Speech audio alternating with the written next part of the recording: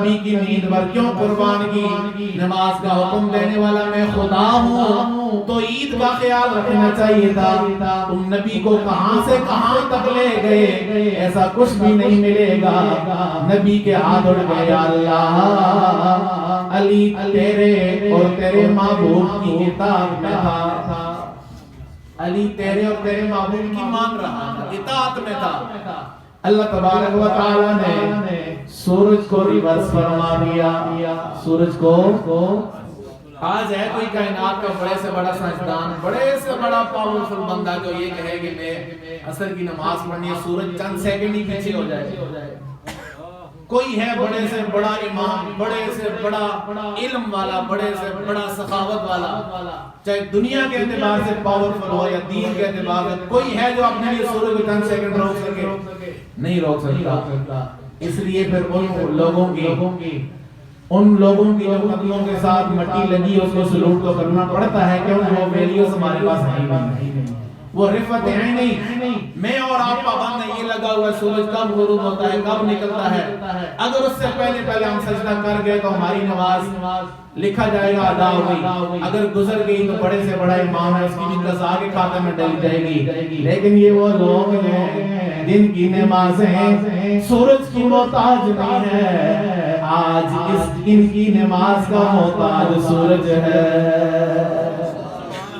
یہ بھی پوسیبل تھا، یہ بھی ممکن تھا کہ اللہ وحی نازل کر کے فرماتا محبوب آج علی کو اختیار دے دو، ڈوبے سورج کے ساتھ پردے میں ایسے ہی مان لیتا ہوں۔ لیکن اگر ایسا ہو جاتا تو پھر یہ کہاں سے پتہ چلتا کہ ساری کائنات حضور کی غلامی کے لیے بنی ہے۔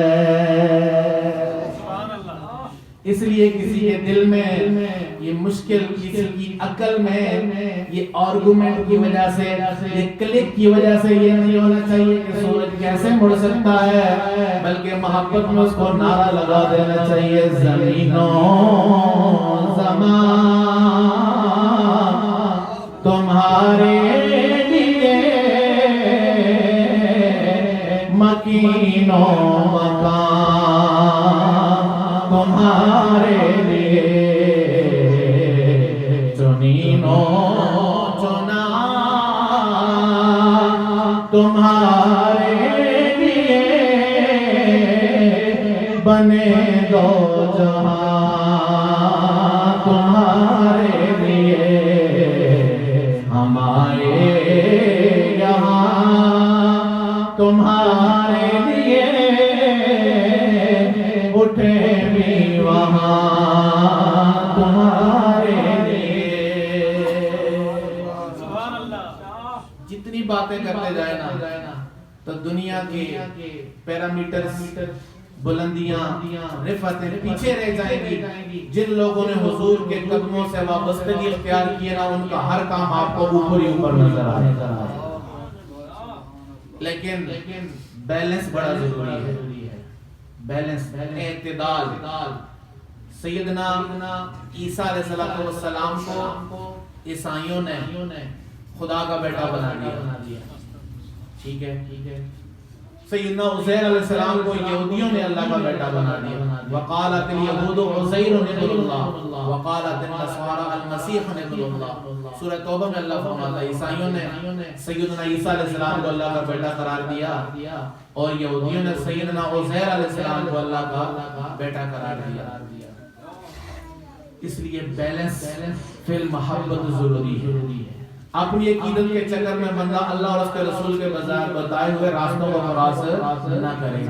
غلط فہمیوں کی بنا پر سیدنا علی المرتضیٰ شیر خدا رضی اللہ عنہ کی محبت کو آڑ بنا کر شیخین کریمین کے بارے میں غلط بات کرنا یا ان کی شانوں کو کم کرنا، یہ آل محبت کا، آل شریعت کا، اللہ اور اس کے رسول کے سچے ماننے والوں کا طریقہ نہیں ہے۔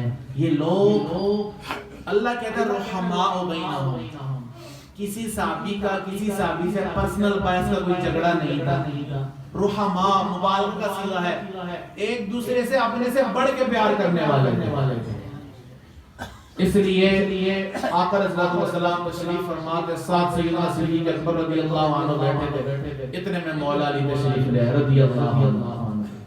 اب ظاہر ہے کوئی بڑا بندہ ہے تو اٹھ کے جگہ تو دیتا ہے نا، تو حضرت صدیق اکبر کھڑے ہوئے اور جگہ چھوڑ دی۔ سیدنا مولا علی رضی اللہ عنہ تشریف فرما ہو گئے۔ رسول اللہ صلی اللہ علیہ وسلم نے فرمایا اے ابو بکر، فضیلت والے کی فضیلت کو فضیلت والا ہی جانتا ہے، فضیلت والے کی فضیلت کو فضیلت والا ہی جانتا ہے۔ جس طرح ہم دنیا میں کہتے ہیں کہ کسی کو عزت وہی دے سکتا ہے جس کے اپنے پاس عزت ہو۔ مرشد کریم بھی یہ فرما رہے تھے، فرمایا کسی کو کوئی چیز بندہ وہی دے سکتا ہے جس کے اپنے پاس کچھ ہوگا۔ تو میرے پاس چائے کا ساز و سامان ہوگا گھر میں، تو آپ میرے پاس آئیں گے تو میں چائے پیش کرنے کے قابل ہوں گا، اگر ہے ہی کچھ نہیں تو میں آپ کو چائے کیسے پلاؤں؟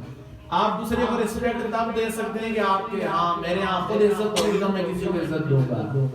تو سیدنا ابو بکر صدیق رضی اللہ عنہ کے اس فعل کو رسول اللہ صلی اللہ علیہ وسلم نے فرمایا فضیلت والے کی فضیلت کو فضیلت والا ہی جانتا ہے۔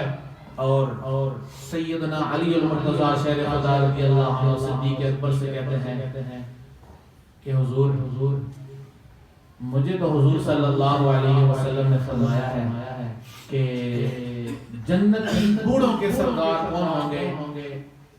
ابو بکر و عمر سیدہ قبول اہل جنہ۔ جس طرح اسنین کریمین کے بارے میں ہے نا کہ الحسن والحسین سیدہ شباب اہل الجنہ، حسن و حسین جنتی نوجوانوں کے سردار ہیں۔ فرمایا ابو بکر و عمر جنتی بوڑھوں کے سردار ہیں۔